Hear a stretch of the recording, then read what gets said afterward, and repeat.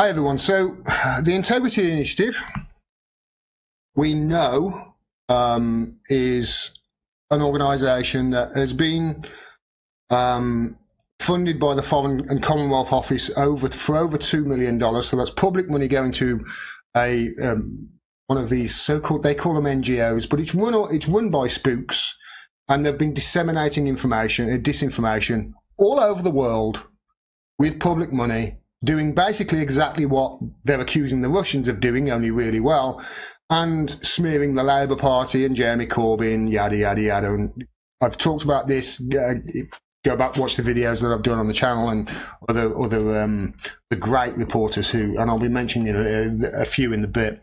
But there is some, this is shocking and unsurprising at the same time. World Socialist website. I love this website, by the way.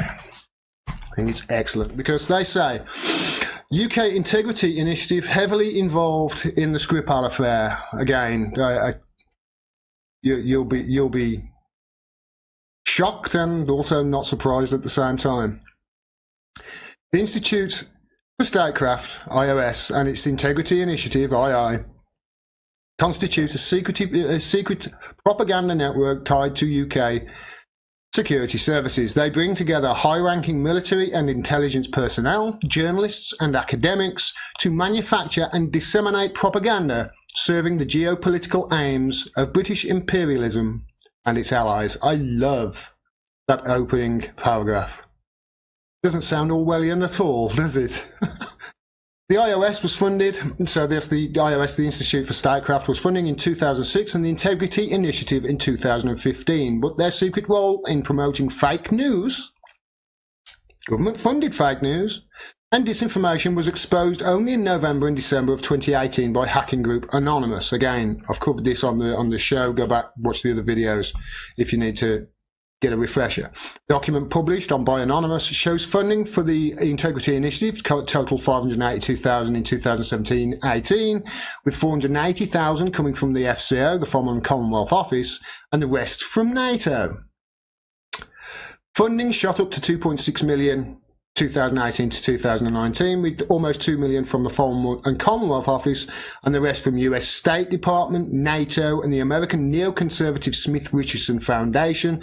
Facebook, which plays an integral role in imposing censorship on behalf of US imperialism, donated £100,000. So that's just an overview, if you haven't been caught up with this, on who the Integrity Initiative is. This is an Orwellian nightmare, to be quite honest. Again, I say, like I said before I started this video in the live stream, I'm going to be reading all of this because it's juicy. The Working Group on Syrian Propaganda and Media, GSPM, produced a briefing on the Integrity Initiative last month, documenting the role played by leading figures in the UK Ministry of Defence, US Army and senior intelligence figures. It noted, quote, the involvement of these senior officers from military intelligence and information warfare units suggests that the MOD, rather than the Foreign and Commonwealth Office, is driving the Integrity Initiative programme. That does seem to be the case. The FCO just seems to be funding it. The MOD seem to be one with the reins. On January the 4th, a fourth trove of documents was made public by the Anonymous Collective. So this is the fourth dump taken from the internal service of the Institute for Statecraft and Integrity Initiative. These include many documents related to the poisoning last year of Russian double agent Sergei Skripal and his daughter Yulia in Salisbury. Wasn't a double agent. He was a British spy. Is what he was. Compromised.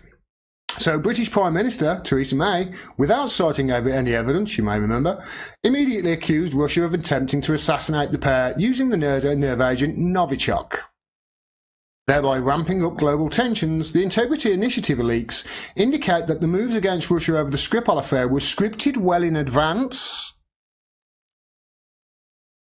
I'll repeat that.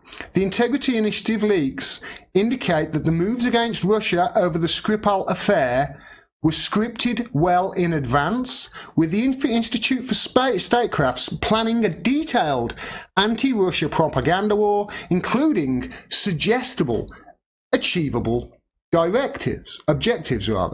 A 2015 document written by Institute for Statecraft team member Victor Madeira is titled, quote, Russian Federation Sanctions. It lists potential levers to achieve Russian behaviour change. Peace with Ukraine, return of Crimea, regime change. Such levers span almost every conceivable area, including civil society, sports, finance, and technology. It's not just journalists. Under intelligence, Madeira calls for the simultaneous expulsion of, quote, every Russian Federation intelligence officer and air defense naval attaché from as many countries as possible, citing as a precedent the expulsion of over 1,000 Soviet officials from the UK in September 1971. The May government, if you remember, expelled over 100 Russian diplomats and from over 20 countries just days after the Skripal's poisoning. I covered it. People will remember I covered it. I thought it was jumping the gun, is what it was. Madeira has lectured at the University of Buckingham. The WGSPM quoted the university's website, quote, Dr. Victor Madeira comes to us from Cambridge, where he has been a lecturer and tutor for 4 years, working with Professor Christopher Andrew and Sir Richard Dearlove, and the Institute for Statecraft in London, directed by Chris Donnelly, where he is a senior fellow working on 21st century security architecture. Dearlove is the former head of the UK Foreign Intelligence Service, MI6. Doesn't sound Orwellian at all, does it? It doesn't sound like 1984, like a dystopian nightmare at all, does it? Doesn't sound like fascism at all. The head of the Institute for Statecraft is Chris Donnelly, formerly a reserve officer in the British Army Intelligence Corps. He previously headed the British Army's Soviet Studies Research Centre at Sandhurst. Between 1989 and 2003, he was special advisor to four NATO Secretaries General. An online biography confirms that Donnelly is, among many things, an honorary colonel in the Specialist Military Group Military Intelligence, or SGMI, and sits on the official team responsible for scrutinising the current reform of the UK's reserve forces for the Defence Secretary. This is a ministry for truth. What it is. The SGMI is a Ministry of Defence MOD operation based in Denison Barracks in Berkshire, England. It is part of the 1st Intelligence, Surveillance and Reconnaissance Brigade, which became operational in September 2014. Another leaked document. These are all verifiable with Anonymous. I've got the documents. I just haven't had a chance to go through them yet, but I can obviously build on the great work from World Socialist website here. Another leaked document shows that in October 2016, Donnelly met UK General Sir Richard Barrons. So this is documented. The account of their meeting is chilling in light of the Skripal affair that followed. So October 2016 they met, and the escalation of tensions with Russia, including demands by leading generals that the UK prepare for military conflict. That's back in October 2016. Either Donnelly or Barrons reportedly stated that, quote, if no catastrophe happens to wake people up and demand a response, then we need to find a way to get the core of government to realise the problem and take it out of the political space. No, you tell me, because that right there looks highly suspicious to me of two military experts discussing a false flag operation before the Skripals were poisoned. The speaker continued, we will need to impose changes over the heads of vested interests. Again, this is documented. We did this in the 1930s. Yes, I remember what happened afterwards as well. It's called the rise of fascism, you idiots.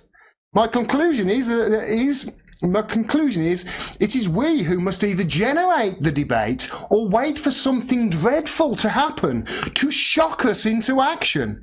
This is people discussing a false flag. We must generate an independent debate outside government. We need to ask, and when and how do we start to put all this right? Do we have the national capabilities and or capacities to fix it? If so, how do we improve our harnessing of resources to do it? We need this debate now. This is not a moment to be lost. The Donnelly Barron's meeting came just 1 month after the Financial Times leaked a letter from Barron's to the MOD making clear that the British military had to prepare for a major war. In his letter, Barron's demanded the upgrading of military intelligence hardware, capabilities and personnel necessary to prosecute and extend air, land and sea confrontation against heavily armed state opponents, particularly Russia. This is astounding. Just days after the poisoning of the Skripals, the Institute for Statecraft proposed, days after, that the Foreign and Commonwealth Office, quote, study social media activity in respect of the events that took place, how news spread, and evaluate how the incident is being perceived. Not well, was the answer, I am sure, especially if they looked at my Twitter feed. In various countries, within days, the integrity initiatives, Operation Iris, swung into operation, as well as monitoring media coverage with its own team. It recruited the global investigative solutions firm Howard Associates to analyse social media activity related to the Skripal's affair. On March 11th, just 7 days after the poisonings, the Integrity Initiative set out what it called the necessary, quote, narrative. It declared, quote, Russia has carried out yet another brutal attack, this time with a deadly nerve agent on someone living in Britain. And that's what they said the narrative was going to be. The May's government account of how the Skripals came to be poisoned was shot through with inconsistencies. It changed multiple times. No evidence whatsoever at all, from what I can tell. None actual evidence. And with the wider public increasingly sceptical, I ask everybody about it. I still have yet to meet anybody who believes that official story. As its ever-changing story, the Integrity Initiative raised concerns that the government was, quote, far too weak, declaring it's essential that the government makes a much stronger response this time. This time? I'm sorry I'm reading a lot, but as I'm sure you will agree, this is astounding. It proposed 11 possible realistic first actions, including such authoritarian measures as banning Russian state news services RT and Sputnik from operating in the UK. And what's happened recently? Oh yes, RT and Sputnik are being talked about as being banned in the UK, and there's loads of complaints against them, which was started by the Integrity Initiative and organisations like them. Manufactured that. Its first demand was to publicly attack the Putin government with a barrage of propaganda, quote, through regular media, social media, and with the assistance of specialists such as those at the Institute for Statecraft. A number of senior journalists at the BBC, Times, Sunday Times, Guardian, and Financial Times are listed as supportive on the II in an earlier leaked document, and I showed this on previous videos. There was a big list of them, and there are multiple countries. I think there were 20-odd countries or something like that this spreads over. These media outlets each played a central role in disseminating government propaganda through the Skripal affair. The named journalists include Darren Aronovich, Dominic Kennedy from the Times, Natalie Nougayrade, sorry if I butchered your name, and Carol Cadwallader of the Guardian. You can add other names that we know that have been attached to the Integrity Initiative as well, from people who were at the Guardian, specifically James Ball. I think there was Ben Cohen as well. He writes for the Guardian, doesn't he? And Ben Nimmo. You know, these people, they've all been paid for by the Institute for Statecraft. How deep does this rabbit hole go? Yeah, none of the mainstream media seemingly are actually telling the truth about anything over the last year, seemingly. Are they all? Are they all sold out to this Orwellian nightmare? I'll continue. Sorry, I've forgotten where I was there. Carol Cadwalader at The Guardian, Edward Lucas at The Economist, Neil Buckley at The Financial Times, and Jonathan Marcus at the BBC. Another figure who has played a central role for Integrity Initiative is security consultant Dan Cazzetta. Invoices from the consultancy revealed he was paid over £2,000 to write anti-Russian articles published by the Integrity Initiative. These include a puff piece on Porton Down, the UK's chemical weapons laboratory, which has the capability to produce Novichok and is 8 miles away from where the Skripals are poisoned. Not a coincidence at all. Well, at least that's not according to this guy, because he said his piece insisted that Porton Down, located just a few miles from Salisbury, could not possibly have anything to do with the presence of Novichok in Salisbury. Could that be possible? And obviously I reported at the time they had just finished the largest ever weapons drills, chemical weapons drills ever in British army history. They had just finished them within 24 hours of that happening with the Skripals. These are things that, little key points that the mainstream media miss out.